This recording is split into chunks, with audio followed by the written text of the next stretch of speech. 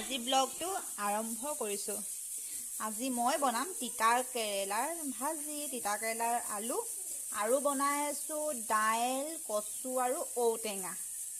আপোনালোক দেখাই আছোঁ বাৰু।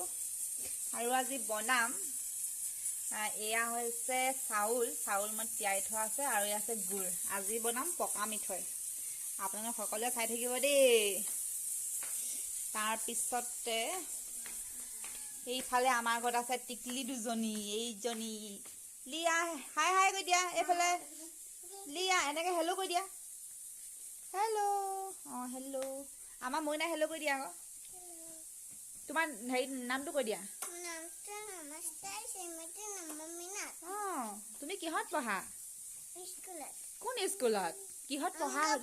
অংগনবাড়ী। অ' ক'ব পাৰিছে দেই নামটো। তাৰপৰা এইজনী লিয়া। ঠিক আছে, দেখাই আছোঁ আৰু। এয়া মই বনাই আছোঁ কচু, দাইল আৰু ঔটেঙা।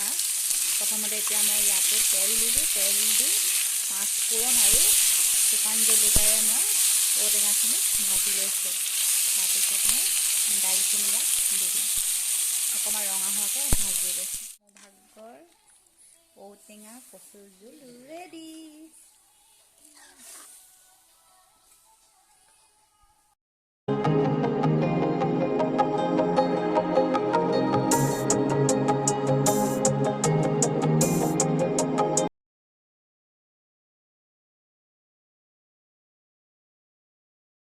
মই বনাই আছোঁ তিতা কেৰেলাৰ ভাজি। ইয়াত দিলোঁ পিঁয়াজ আৰু জলকীয়া।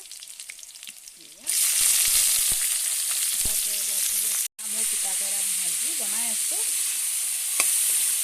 দেখাই আছোঁ। এয়া আমাৰ কচু দাইল ৰেডি হৈ গ'ল আৰু এয়া আমাৰ তিতা কেৰেলা আলু ভাজি ৰেডি। এতিয়া ভাতটো খাই লওঁ আমি পটাপট। ভাতৰ লগত আছে এয়া জলকীয়া, নিমখ আৰু এয়া আছে পানী টেঙা। ঠিক আছে, ভাতকেইটা খাই লওঁ দেই।